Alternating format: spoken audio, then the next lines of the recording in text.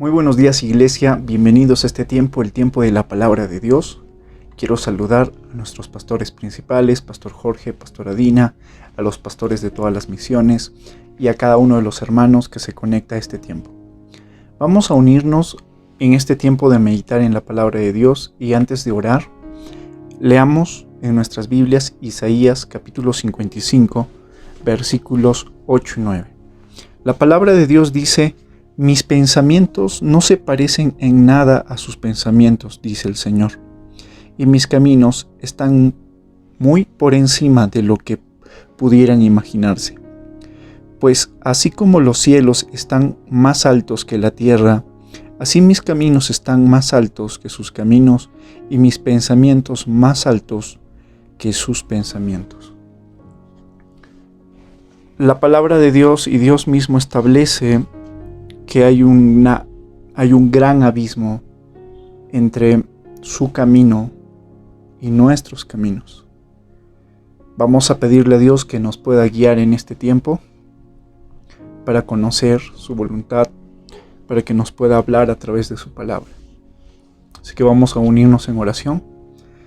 Padre, te damos gracias a ti por la oportunidad que tenemos de abrir tu ley, de meditar en tu palabra. Te pedimos a ti que guíes este tiempo en nuestra vida. Te pedimos que hables a nuestro corazón.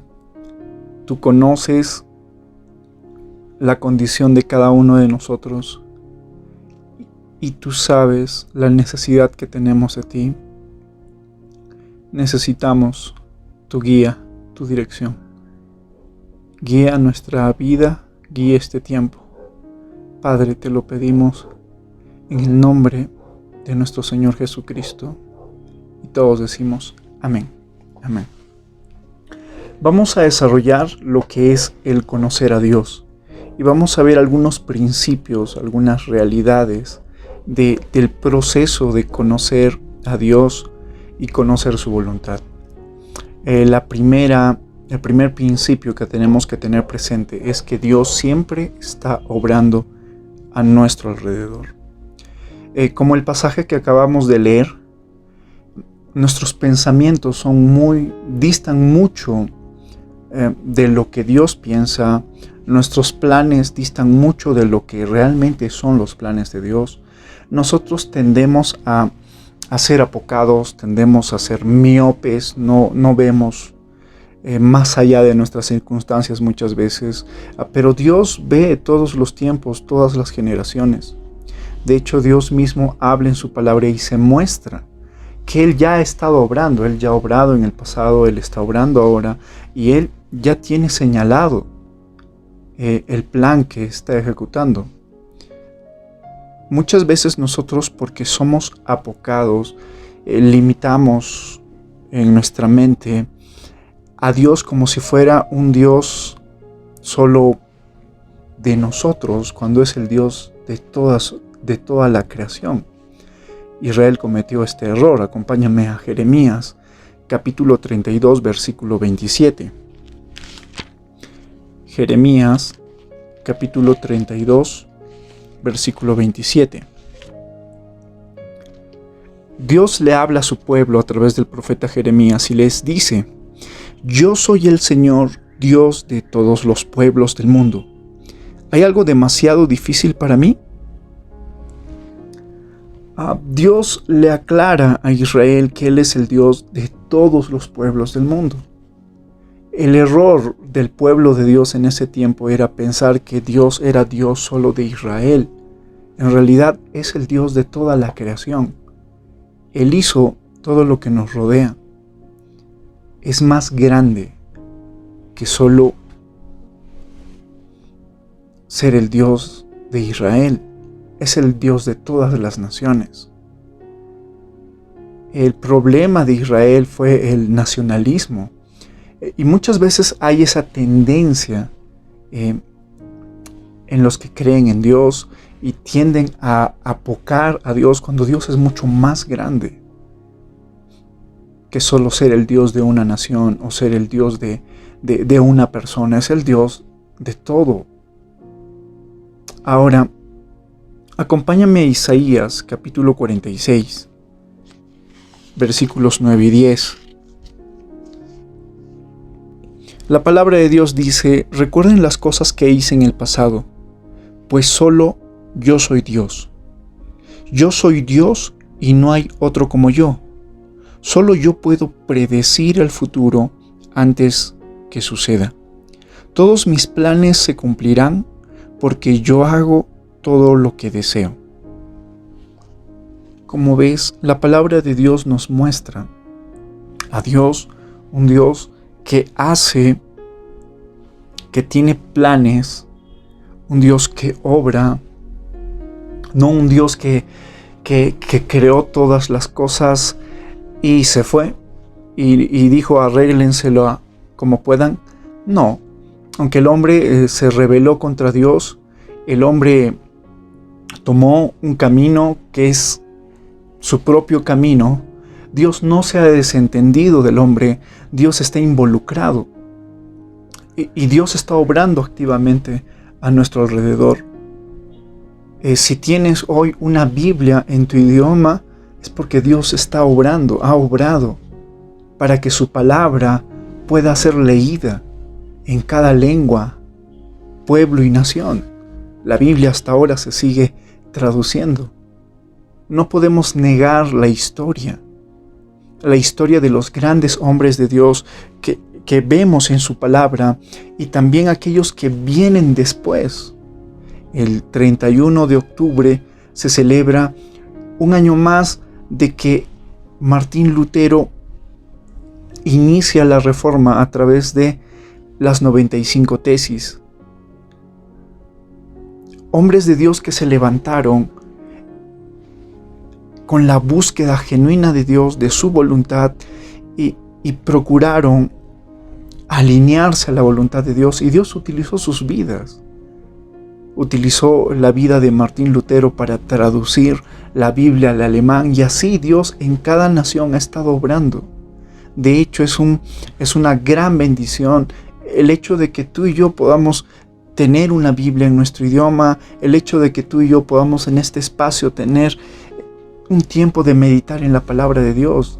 Es una gran bendición, señal de que Dios ha estado obrando, ha movido personas y Dios va a seguir obrando a nuestro alrededor.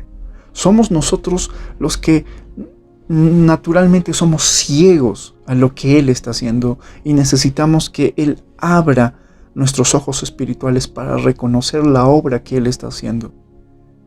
Así que este es el primer principio. Y vamos a tomar como base de estos principios la vida de Moisés. La vida de Moisés nos va a servir para ilustrar cada uno de estos principios que vamos a ver. Algo que Dios hace en la vida de Moisés es que Dios estaba obrando mucho antes. Dios estaba obrando mucho antes. Dios ya había anunciado hace más de 400 años. Dios ya le había hablado a Abraham y le había dicho lo que iba a suceder. De hecho, vamos en nuestras Biblias a Génesis capítulo 15, versículo 13. Génesis capítulo 15, versículo 13 dice: Después el Señor le dijo a Abraham: ten por seguro que tus descendientes serán extranjeros en una tierra ajena, donde los oprimirán como esclavos durante 400 años. ¿Cómo ves? Dios ya le había anunciado a Abraham lo que iba a suceder, la esclavitud a la que iba a llegar el pueblo de Dios. Dios ya sabía, Dios ya anunció las cosas que vendrían. Desde el principio, Dios ya anuncia el fin de todas las cosas. Así que no se trata de Moisés soñando y orando: Dios, bendice mis sueños. No, se trata de Dios abriendo los ojos de Moisés para reconocer que Él tiene un plan que está llevando a cabo, que Él ya estaba obrando. Dios ya sabía la esclavitud, Dios ya sabía lo que tendría que pasar, cumplido el tiempo. Dios, aún la vida de Moisés, antes de alcanzar su vida, antes de llamar su vida, Dios, aún siendo un bebé, Dios ya estaba moviendo circunstancias alrededor de la vida de Moisés. Vemos en la palabra de Dios que el faraón quiso matar a todos los varones, a todos los bebés varones, y entonces vemos cómo Dios comenzó a moverse, cómo Dios bendijo a la familia de Moisés, cómo la mamá de Moisés tuvo fe y lo puso en una canasta, y vemos cómo Dios tenía el control siempre. Y no era casualidad, porque Dios está obrando.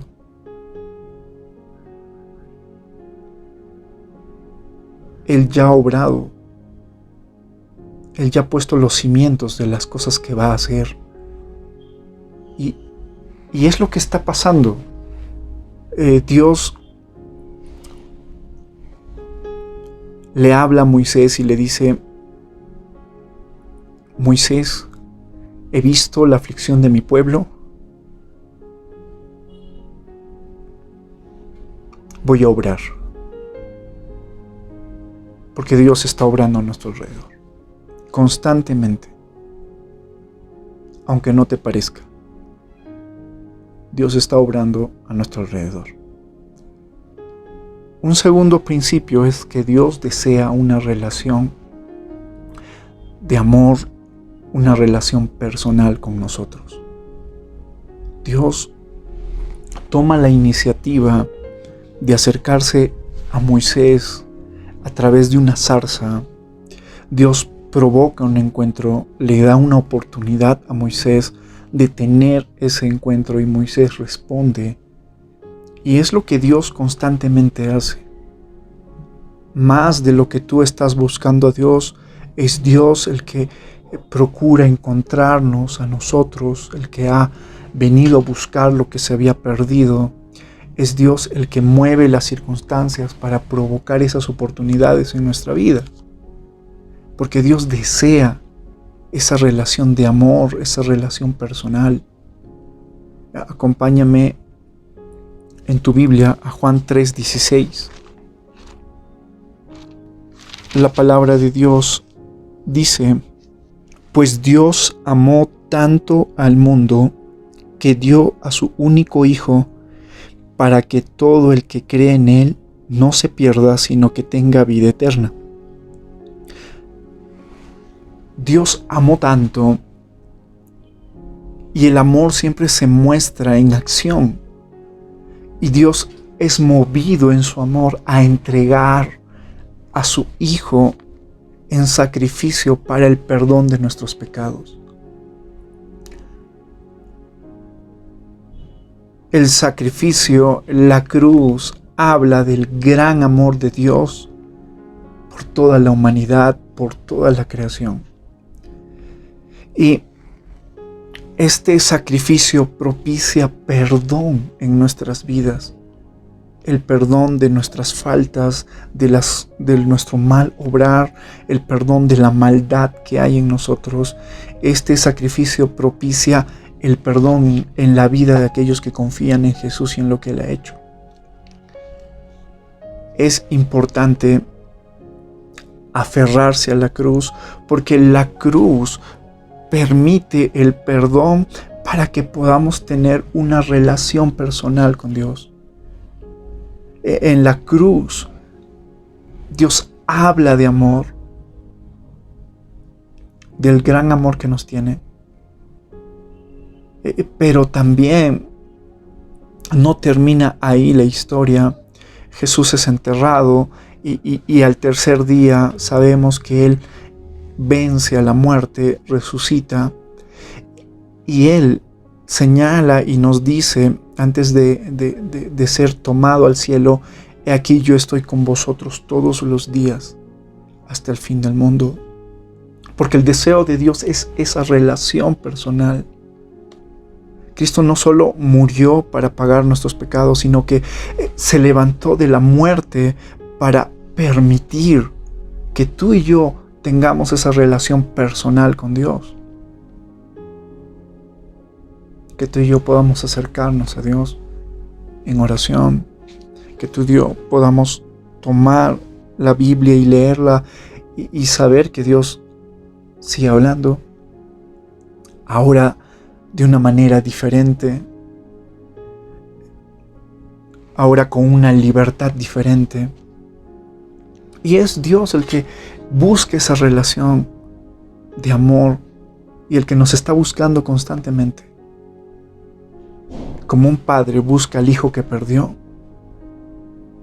así pues Dios busca nuestras vidas. ¿Te imaginas la angustia que debe tener un padre porque ha extraviado a su hijo? La Biblia habla de que hay gran gozo en el cielo por uno que vuelve, por uno que regresa al hogar. Y el hogar es volver al Padre. El hogar no es un lugar, el hogar es una relación.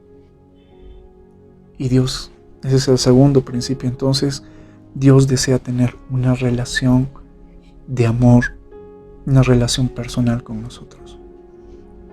Y Dios nos ama y nos acepta, y en este proceso de ser amados, aceptados por Dios, hay un momento en el cual Dios nos va a invitar a participar de la obra que Él está haciendo.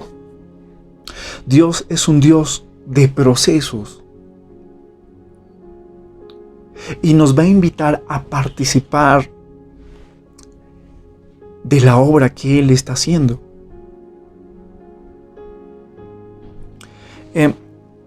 Volvemos a Moisés. Moisés está en un desierto con sus ovejas y Dios tiene que mover a Moisés del lugar donde está para llevarlo al lugar donde debe estar para ser parte de la obra que Él está haciendo. No se requiere a Moisés en ese lugar pasteando sus ovejas ya, sino más bien se requiere a Moisés en Egipto,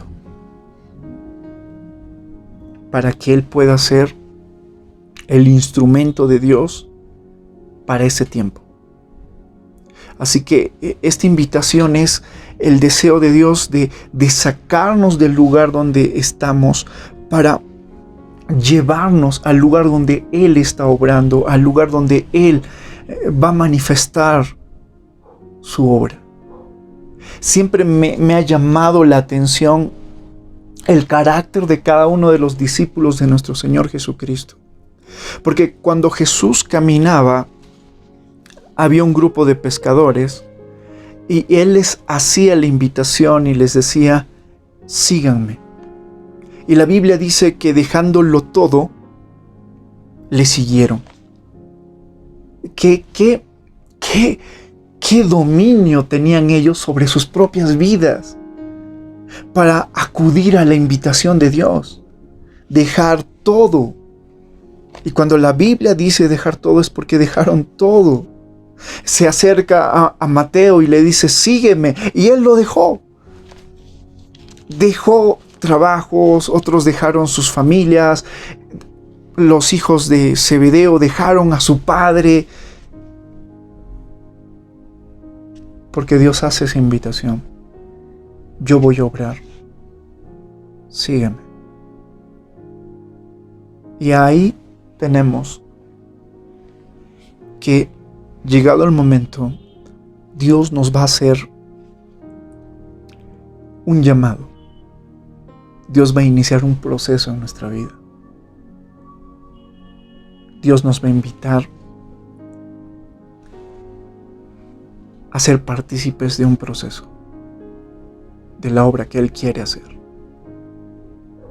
Ahora, el cuarto principio es que Dios habla. Y cuando lo hace, o sea, Dios te habla de amor, Dios te habla de cosas, de lo que Él ha hecho en la cruz, pero hay un momento donde Dios te habla algo específico.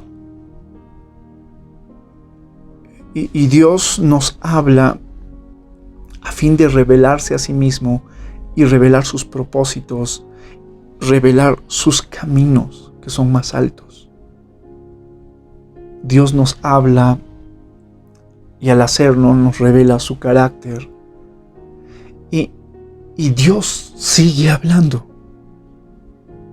El problema es que muchos no quieren escuchar, pero Dios sigue hablando. El quinto punto es que cuando Dios habla, y ese hablar es muchas veces, y lo va a hacer, es incómodo.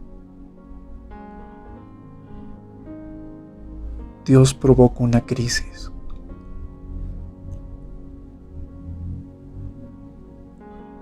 Volvamos a la historia de Moisés. Moisés está frente a la zarza y Dios le dice: he visto la aflicción de mi pueblo en Egipto, he escuchado su clamor.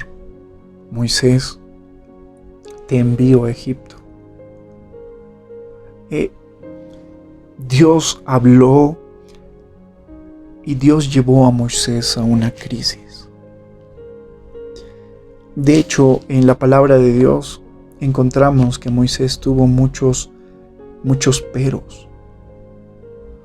Y eso es a lo que Dios nos lleva muchas veces. Te decía que Dios es un Dios de procesos. Los procesos producen una crisis en nosotros. Y cada hombre de Dios en la palabra, cada hombre de Dios que vemos en su palabra, atravesó por un momento de crisis. Moisés se sentía totalmente descalificado. Moisés le dice a Dios: soy torpe de lengua, no me van a creer. Y Moisés en su crisis comienza a enfocarse en solo él, en sus fuerzas, porque de forma natural nosotros nos miramos a nosotros mismos, nosotros miramos nuestras circunstancias y como aún no conocemos a Dios y su poder, como aún no hemos experimentado su grandeza al obrar en medio de las circunstancias, como aún eso no ha pasado, tenemos una crisis. Moisés tuvo una crisis y vemos a grandes hombres de Dios teniendo una crisis. Me viene a la mente Gedeón que tiene que enfrentar al pueblo, al ejército de Madián, y es un ejército muy grande en cantidad de soldados, y él tiene una crisis. Dios le dice: varón esforzado y valiente, y él tiene una crisis porque no es esforzado y valiente. Y Dios es un Dios de procesos, y de forma intencional, cuando habla, nos confronta.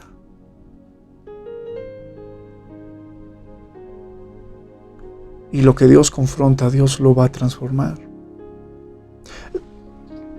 Dios nos ama,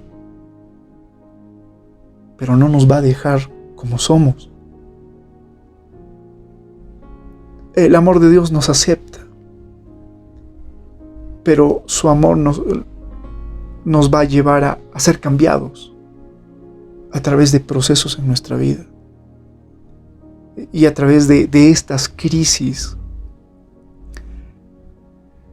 es que vamos a madurar. Tenemos muchas inmadureces en nuestra vida, pero son esas circunstancias las que van a provocar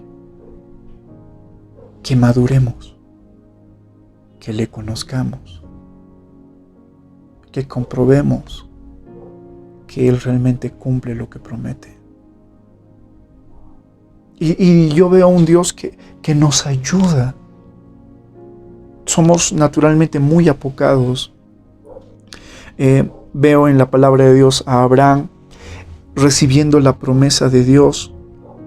Un Dios que le dice a un Abraham anciano, con una esposa anciana, con una esposa que que no ha podido tener hijos, que ha sido una mujer estéril, y Dios le dice a este matrimonio: he aquí, haré de ustedes una nación grande. Y Dios hace eso. Dios, nuestras debilidades es en donde mayor obra Dios, donde más obra, donde más claro es su grandeza, su poder. Y tanto a Abraham como a Sara les cuesta creer, porque hasta ese momento no habían conocido, no habían tenido una experiencia real con Dios, de ver su poder, pero vivían apocados. Pero veo a Dios llamando a Abraham y decirle: Abraham, sal de tu carpa, mira las estrellas y trata de contarlas.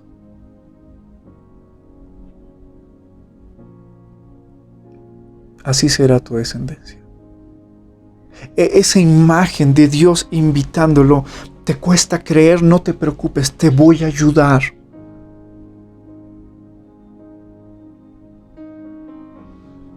Dios ayuda a nuestra fe. Pero tenemos que tener un corazón que quiere atreverse a creerle. El sexto principio es que tenemos que hacer grandes ajustes para unirnos a lo que Dios está haciendo. Tenemos que dar el salto. La palabra de Dios dice: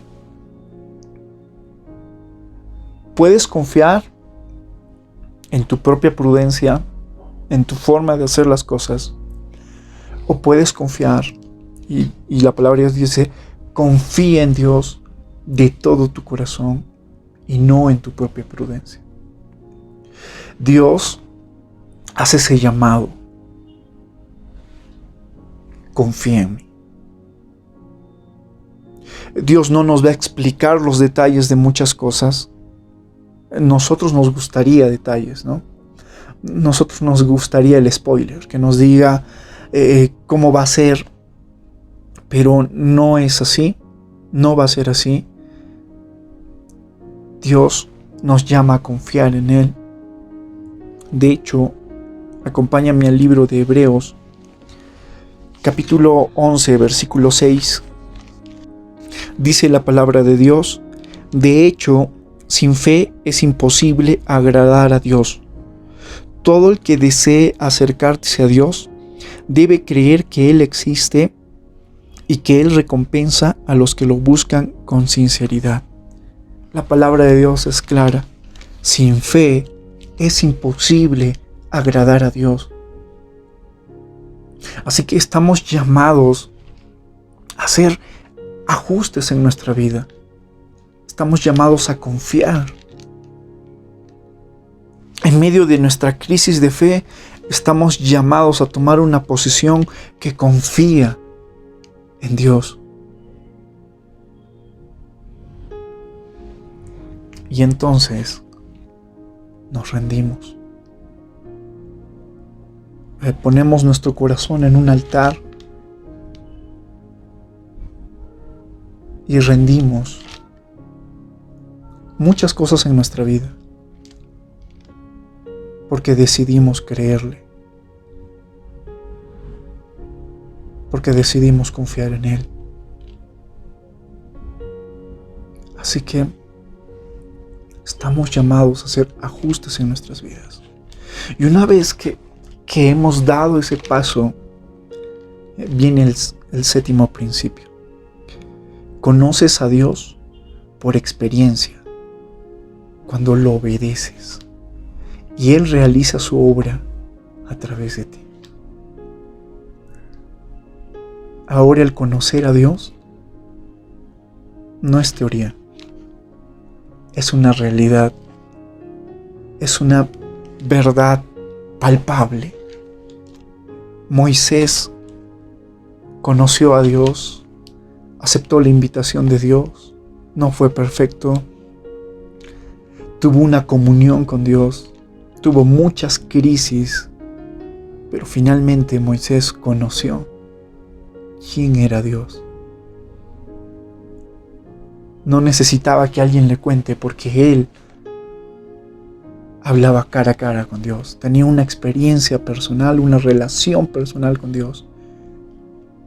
Él sabía que Dios era fiel a sus promesas. Y así cada hombre de Dios tenía esa experiencia, ese conocer a Dios era real, porque habían escuchado su voz, porque su fe había sido desafiada y porque finalmente rindieron sus vidas y entonces fueron obedientes a Dios, y al ser obedientes vieron cómo Dios obraba, cómo Dios bendijo sus vidas, sus hogares, cómo Dios obró a través de ellos en medio de sus generaciones, cómo Dios sigue obrando.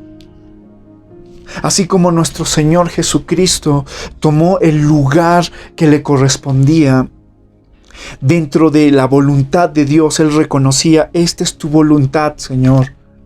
Hágase tu voluntad y no la mía. Fue la oración de nuestro Señor Jesús en Getsemaní. Es la oración que los hijos naturales de Dios constantemente hacen. Señor, hágase tu voluntad y no la mía. Y entonces se posicionan en un lugar donde pueden ver la gloria de Dios, donde pueden ver la obra de Dios, donde pueden ver la mano de Dios poderosa obrando. De esa misma manera, cada hijo de Dios tiene que tomar su lugar y abrazar la voluntad de Dios.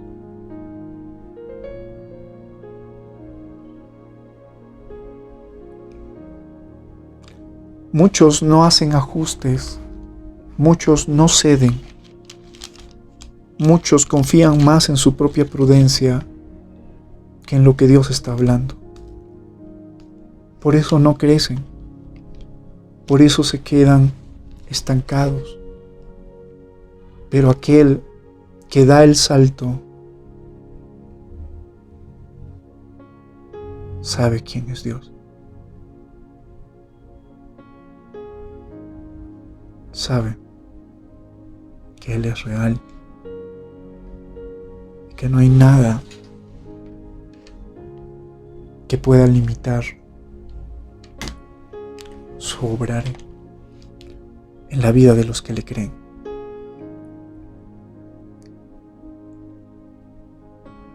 Quiero terminar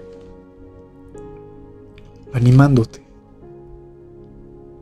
Da esos saltos de fe en tu vida. Atrévete. Atrévete a obedecer lo que Él hable a tu vida.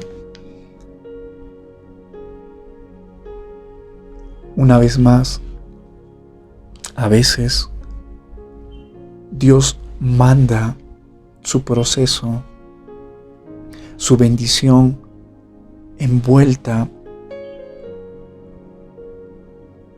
en un envoltorio que nosotros menospreciaríamos. Dios envuelve nuestras bendiciones en un empaque que no nos parece llamativo ni atractivo. Pero si somos capaces de confiar en Él, entonces tu bendición es palpable. Recuerdo la historia de Naamán, un hombre que estaba enfermo, con lepra, un hombre que había hecho un largo viaje para buscar a un profeta, y él pensaba: Dios va a obrar de esa manera. Y llegado el momento, el profeta no sale. Manda un mensajero, manda un criado y le dice: Naamán, ve y lávate en este río Jordán, sumérgete 7 veces y serás sano. Y entonces Naamán menosprecia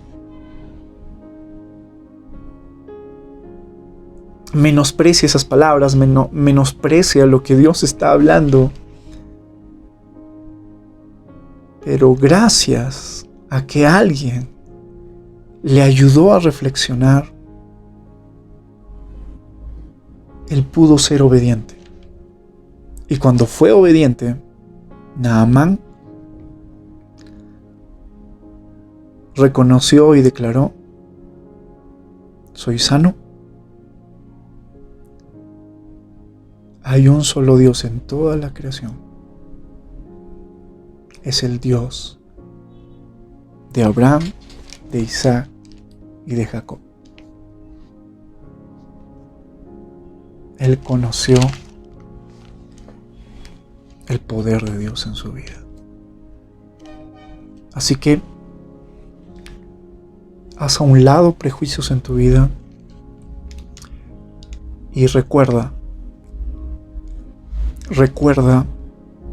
que la cruz es lo que permite que tú y yo podamos acercarnos a Dios.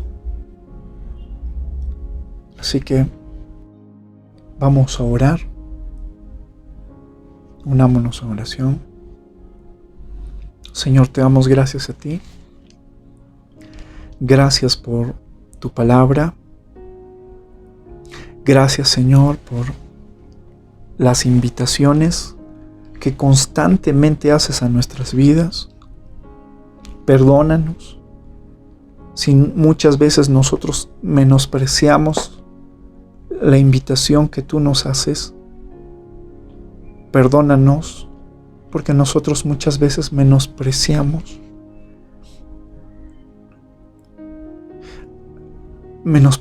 muchas cosas en nuestra vida y no nos damos cuenta que eres tú el que quiere obrar, que eres tú el que quiere hacer las cosas a su manera, no a nuestra manera. Ayúdanos a reconocer tus maneras.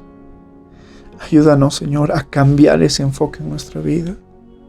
Que ya no sea una vida ensimismada, centrada en nosotros, sino que pueda ser una vida enfocada en ti, enfocada en tu Hijo, nuestro Señor Jesucristo.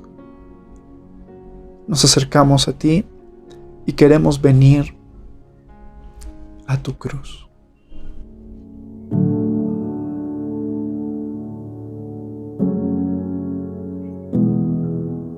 Si mis oraciones hablan más de mí, quiero disculparme, pues se trata de ti. Si me he olvidado de lo que un día fui, vuelve a recordarme que nada soy sin ti. Ven y llévame a la cruz, donde solo existes tú.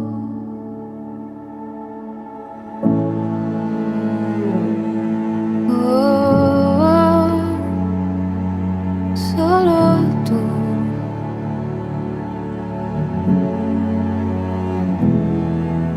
Si me gano el mundo y te pierdo a ti, de nada me vale. Tú eres mi vivir, eres mi tesoro, eres mi existir. Yo sé que tengo todo si te tengo a ti. Ven y llévame a la cruz, donde solo existes tú. Hoy me niego a lo que soy. Ven y lléname, Señor.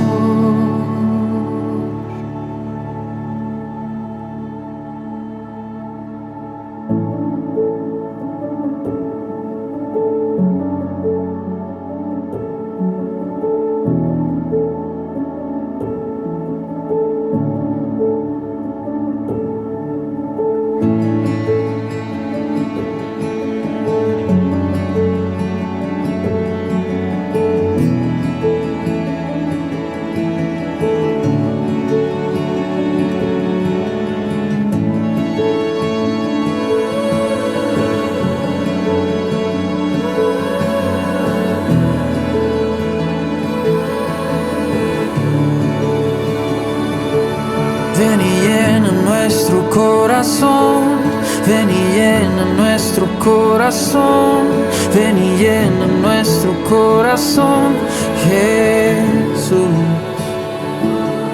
Ven y llena nuestro corazón, ven y llena nuestro corazón, ven y llena nuestro corazón, Jesús.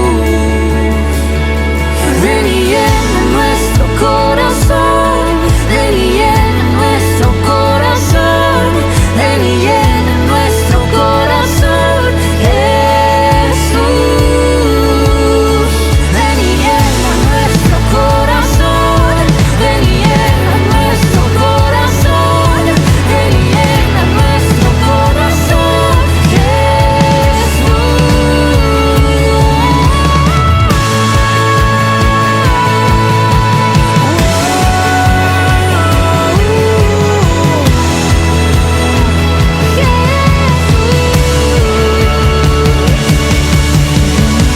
Llévame a la cruz, donde solo existes tú. Señor, llena nuestras vidas, llena nuestros corazones. Ayúdanos, ayuda nuestra fe. Ayuda a que podamos crecer cada vez más y más. Y que podamos conocer tu poder, podamos reconocer tu obrar, podamos reconocer tu mano poderosa en medio de las circunstancias. Y podamos, Señor, simplemente decir, tú verdaderamente eres Dios. Que tú verdaderamente eres real. Gracias, Señor. Gracias por esta oportunidad que hemos tenido de acercarnos a tu presencia. Gracias te damos, Dios. Oramos todo en el nombre de nuestro Señor Jesucristo. Todos decimos amén. Amén. Amados hermanos, ha sido para mí un honor haber podido compartir la meditación de esta mañana. Quiero hacerles recuerdo que estamos próximos a celebrar 30 años de la fidelidad de Dios. Así que es tiempo de celebrar, se acerca un tiempo de fiesta en nosotros como pueblo. Hay muchas circunstancias que se han podido levantar en estos 30 años, pero como dice la palabra de Dios, las puertas del Hades no prevalecen frente a la iglesia de Dios. Y nos alegramos por 30 años de la fidelidad de Dios. Es Él el que sostiene, es Él el que edifica. Así que, hermanos amados, es tiempo de animar, de invitar, es tiempo de aún poder alcanzar personas para que puedan conocer a Dios de una forma real, porque tenemos a un Dios que sigue obrando.